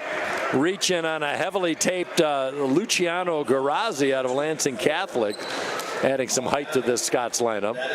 Yeah, I'm hoping to see some valuable Wagger minutes here, Mike. Yep. As you see, this is kind of a really good opportunity for him to get his feet wet. Probably the most experience on the court at the moment for Hope. You've got Zach Haas, Boltzma, Wagger, Marate, Ethan Crabtree. Working the perimeter, 10:39 left. Hope up comfortably, 75-34. If you just joined us, Alma was up 18-15 in the first half. Zach Haas with his second drain of a triple in this one. Season high 6 for him. Hope extends the lead. Like to see him get going. I think he understands, especially as a senior, his importance when it comes to, hey, Josh Decker could be out, you know, for a game or two. We don't have a ton of information on that injury at the moment. But if he is, especially for the next couple games that are coming up, they're going to need Haas to be able to hit 6 points off the bench. Yeah, that's a great point. You know, you played enough sports, Matt, and if you played sports, you know your time's going to come through injury or what have you, graduation. You have to be ready, next man up, as Hope staring down that zone defense once again. Neil Imey in the game, the sophomore out of Maple City, Michigan, where I spent a good portion of my year up north. Maple City Glen Lake product. Misses the mark. Hope comes away empty. 3-ball on the way. 4 of 22 for Alma. They haven't hit a 3-ball. They're 1 for their last 13 from the 3-point line. Scoreless in the last 3.5. 3-ball, no good offensive rebound by Imey. Another big frame, 6'6" off the bench. And Hope with new life. Block gets it at the right elbow, lost a handle, and that's going the other way. Mike, it's also to mention, we forgot to talk about at the beginning of this broadcast, this Alma team is a team lost 5 returning starters from last year. So, you know, Coach Fitzpatrick really has his hands full in terms of what he's trying to find, you know, while he's going 12, 13 guys, continuing to try and figure out, you know, who the future of his team's going to be. I loved what Collins did early in the game. He had a quick 10 points, and then since then just kind of been pretty quiet. But it kind of seems similar to that Olivet team to me. You know, a team that's younger, trying to find an identity and figure out who their young freshmen are that are going to be contributors. Well, sometimes taking a step backward in terms of won and loss records can propel you as you move forward. Alma's a team you can maybe keep your eyes on is Haas with a nice feed inside to Kyle Block, and Block gets on the scoreboard. 11 have scored for the Flying Dutchman. Block's going to be a good one. He's a big, thick, solid frame at 6'7", the freshman out of Boulder. And Boltzmann ties up a Scott player. Update from Angola. That's Trine, and women's basketball is currently leading Hope College 59-55 with under 7 minutes to play. So that's your update there for that big women's matchup down there in Angola. Good stuff, Matt. We'll stay on that as best we can. Hope taking care of business here at home. Mask with the 3-ball, skips off. Block tries to pull down the rebound. We have a jump ball situation, and the possession arrow will, well, it's going to favor Alma. Alma 0-12 coming in. I got a feeling they're going to win a game or two in the MIAA, Matt, just to kind of mix things up a little bit. They're just going to have to shoot better. They're shooting only 28% in this game and 12% in the second half. 0 for 9 from 3. 5 to shoot. Mask inside, rejected. Boltzmann the run. Quickly to Howell. Double team, trails out to Marate. 3-ball, bingo! That is a happy Hope bench. Happy for their brethren. There's the guys who practice hard, Matt. Look at that replay. Open look, Marate, laser beam 3-ball. And Hope fans are loving it, 80-34. I love that look there by Howell. I've liked his minutes off the bench too. See him as a guy, the freshman from Cadillac. He's big, he's strong, he's just about 6'5", and he's somebody that, not a true traditional big, a little bit undersized, but so strong and mobile. I see him being somebody that could play that 3-4 for them, and if he can hit that outside shot like he did earlier, he's going to be valuable to Coach Mitchell. Yeah, I would agree. He has a lot of choices with guys off the bench, size, speed, ball handling. It's a nice mix, getting some action in this one. We failed to mention in the pregame show Hope's win over Olivet on Wednesday, 77-45. That was the lowest amount of points allowed in an MIAA game. You have to go all the way back to the 1951 season. And when I'm trying to get my numbers here, I think it was a 40-28 game back in 1951. That was before the 3-point shot. well before the 3-point shot. You were there for that game as well, right, Mike? Yeah, I was. I was just a spectator here. That was back at the Dow Center, you know. They weren't giving you the broadcast just yet? No, we had brand new peach baskets put in the auditorium. It was wonderful. You and Mr. Naismith? That's right. Yeah, I taught him everything he knows. I'll tell you a secret. Naismith cannot go to his left. Of course, neither can I. Hope College up 49 here with under 8 to play. Step back. Collins skips one short, offensive rebound. New life for the Scots as Gaddy works base on a couple starters back in. Howell with the steal. Hope of the numbers. Quickly to Boltzmann. Goes up, lays it up and in. Good transition basket for the Dutchman. Nice defense there by Howell once again. Active hands. 40 bench points will get the job done, won't it, Matthew? No problem. Collins Turner, we told you, is a high volume 3-point shooter. Just not having a day today. Just 1 of 6 from 3-point land. He had 5 points in the first 5 minutes of the game. Rosario, he's a good-looking ball player, fills it on a tough basket off the glass. First basket of the second half, though, for Rosario. 6:53 left. The only question of what the final score will be. Upcoming games for both these teams. Hope will be at Kalamazoo on Wednesday, taking on the Hornets, and Alma will be at Trine to face the Thunder at the MTI Center. That's the 7 o'clock start. Hope's game is at 7:30. Missing a rebound.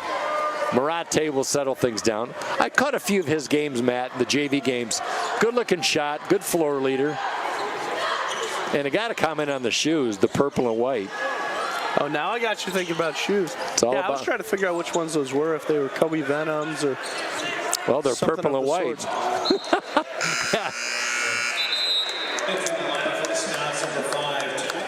Tyron Griffin, the junior out of Oak Park, Michigan, Detroit Loyola High School, checks in. And we've also got another player, number 40, Ty Smyers, a freshman out of Westchester, Ohio. All the starters now look to be out other than Collins and Gaddy for Alma. Alma just 36 points in this game. They come in averaging 63. No look, corner. Another turnover. Crabtree skips it out to block. Touch pass into Howe. Contact.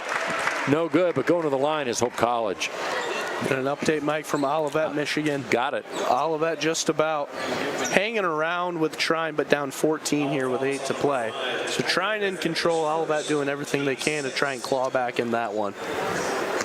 Well, barring any miracles, trying to move to 10-1 overall, 2-0 in conference, and they'll be tied with Calvin and Adrian, and Hope College will take this one all at 2-0. Alma coming off a 65-52 loss on Wednesday at Adrian. That 52 points was the lowest point total for the Scots this year, and they're in danger of having a season low. It's been a struggle bus for the Scots.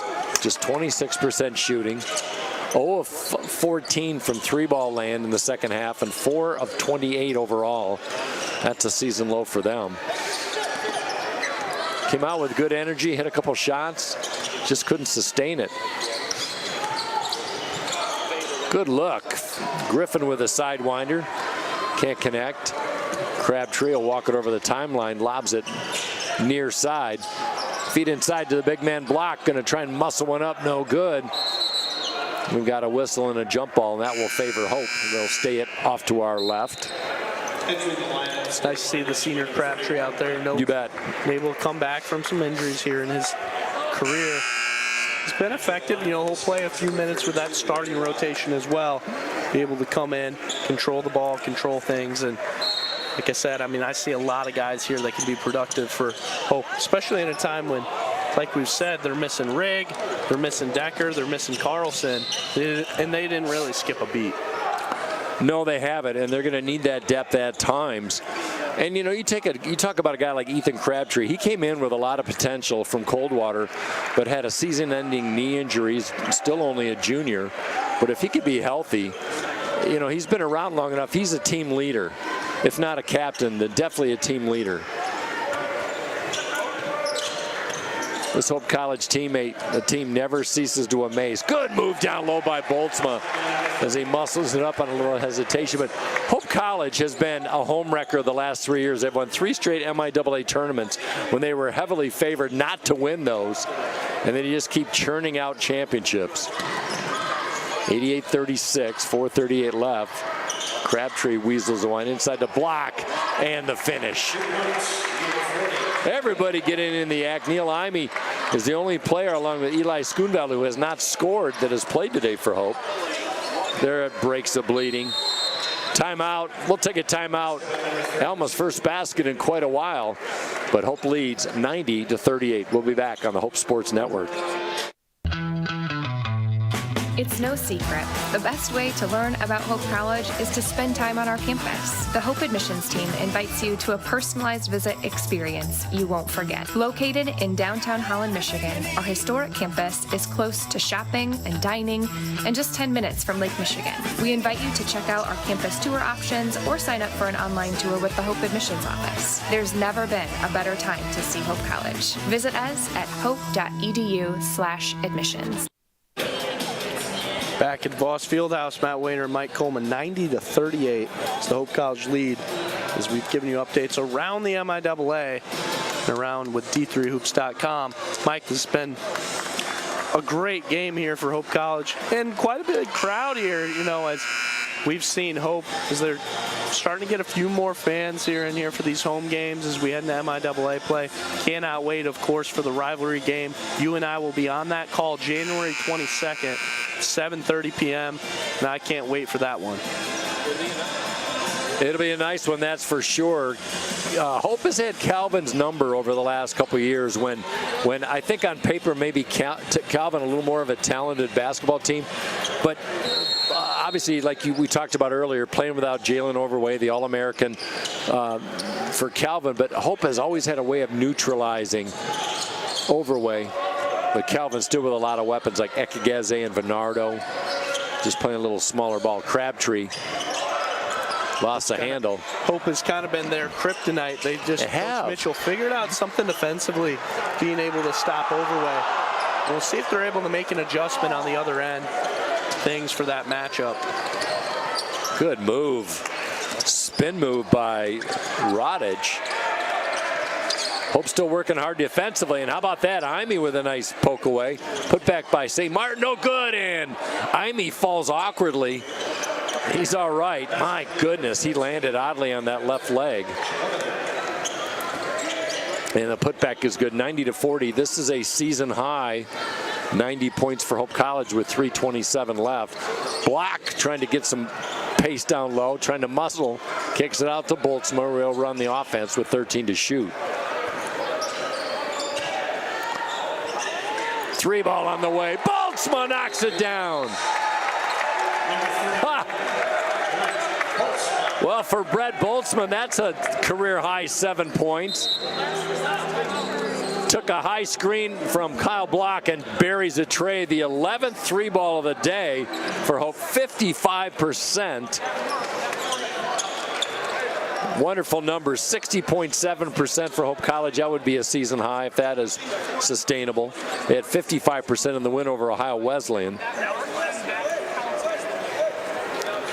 Referee's talking to the scorers bench. And I think I know because it's number 11 in here for Hope would be wearing Josh Decker's number. I think that's possibly a JV number. Ah, I see. Let's see if we can get that for you. See if I can identify the player. I'm not sure who that is. Well, we got some numbers we'll throw at you in just a second. Griffin, rejected. My goodness, Neil Ime met him at the summit. Well, we got some tidbit numbers as we come into the last 3 minutes of this game. The DeVos Fieldhouse record for fewest points allowed in a game was back on 2015 when Hope defeated Adrian 56-41. And right now we've got a 93-40 score, Matt Wayner. Then another one that we're looking at is DeVos Fieldhouse record for fewest points allowed in a half. Alma just 10 points in this second half. So that one in danger. That happened in 2006, again against Adrian. And then you got the largest margin of victory, Matt, back in 2005 against Andrews University. 57 points. Get out the old calculator here. Right now the margin of difference is 53 points. As number 4, Orion Yant checks in. Gets his first action, I believe, in a varsity uniform. Boltzmann shaking and baking with 7 to shoot. Step back, 3 ball. Skirts off. Rebound. Ime keeps it alive. Feature Hope College basketball on the court right now. Marate back in the game, gets hip check, double check, no call, as Griffin pulls down the mess. Inside 2 minutes left. Griffin once again has his shot influenced by Ime. Comes away empty. You got an update on the women's score at all, Matt, on the queue? I know that's coming down to the wire. A little more dramatic than this one. So Trine did pull away in that women's basketball game, 71-62, under a minute to play. So Trine will improve to 12-2 and ahead in the MIAA for the women's side of things, and Hope down to 11-3. Thank you for following that, and thank you for checking in today as Brett Boltzmann with a chance for an old school 3. Brett Boltzmann having himself a day. The sophomore out of Dorr, Michigan, Wayland High School product. He's got 7 points on 3 of 8 shooting, couple of rebounds in 10 minutes of action.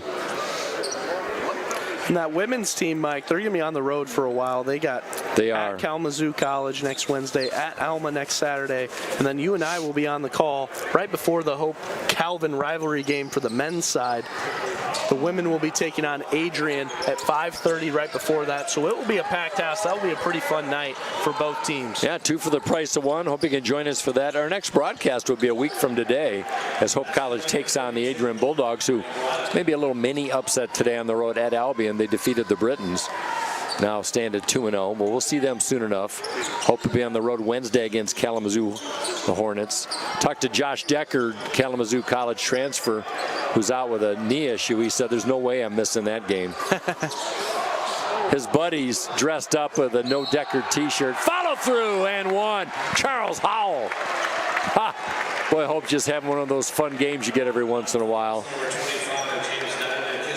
Foul will be on number 25, James Dymock, the freshman out of Sutton, England.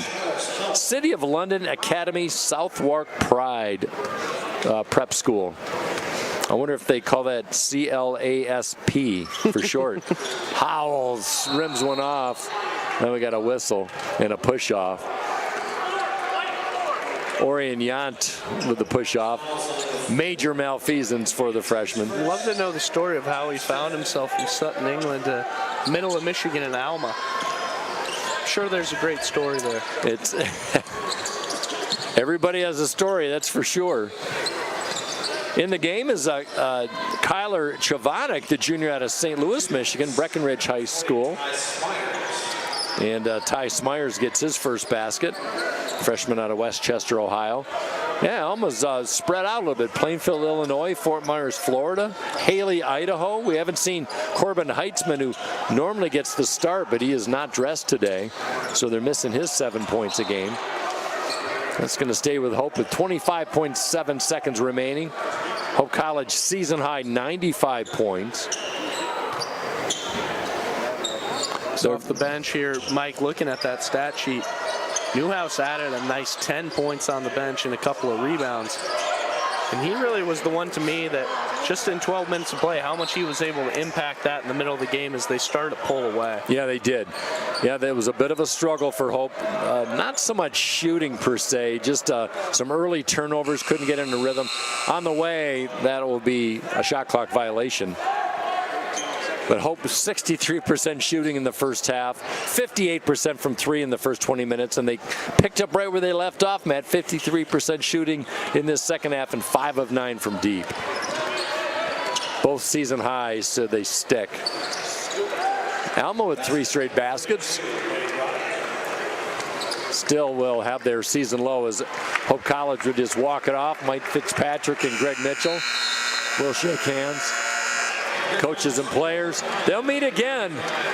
But right now, the spoils belong to Hope College in a season-high 95 points, and they defeat Alma 95-46. Hope just shot it fantastic. They 57% from the field, 57% from 3. That's 12 three-pointers here for Hope. Then just 62% from free throw. Not really shooting that well there. Something to continue to improve upon, but outside of that, I mean, they were absolutely dominant here. It was Rosario with 13 for Alma. He led their team. But Alma just 29% from the field, 13% from 3. I was spot on. 30 three-pointers shot by Alma, just 4 of 30 here today. Yeah, and I think it was about 10 more than they normally shoot, but for a team that doesn't shoot well, I think they were pressured into the fact when they saw the game slipping away. But a season low 29% for Alma, just a tough day of shooting. Turnovers were 18, and that led to a few baskets, 26 points to be exact. Kind of the formula that you talked about in the pregame show, Matt, but boy, oh boy, Hope College, when they started heating up, I think they hit 8 of 9 field goals to get back in the game, and then they just tore things up with this victory. So Hope at 2-0, tied at the top of the MIAA, of course, trying taking care of business against Olivet. We see that game now, 75-58.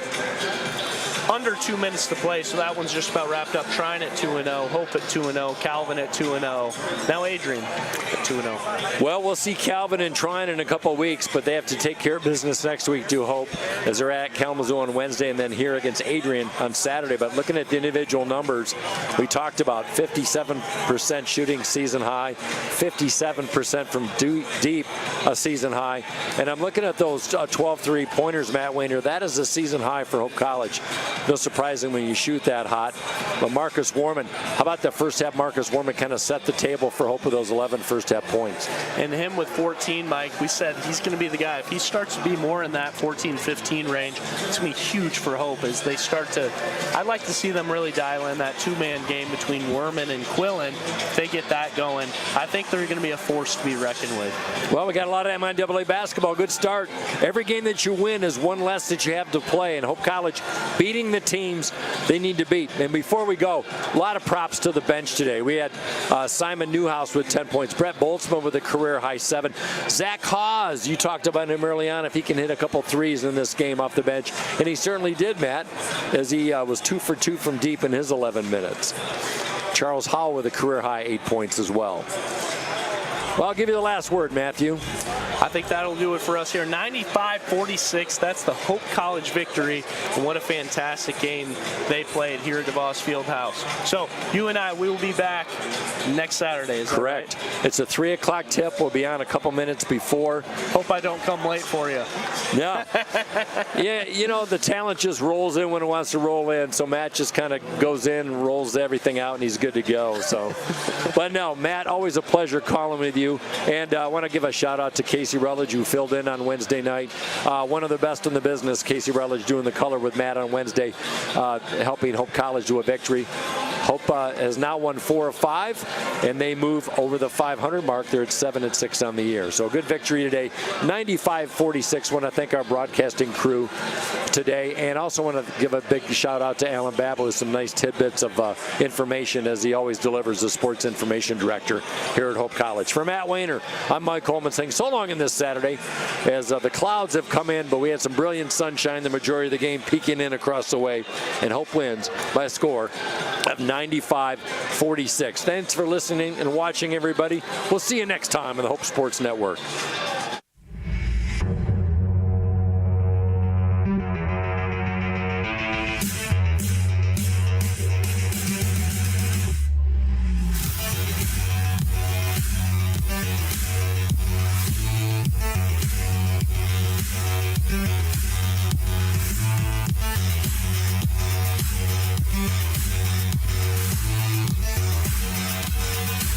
Thank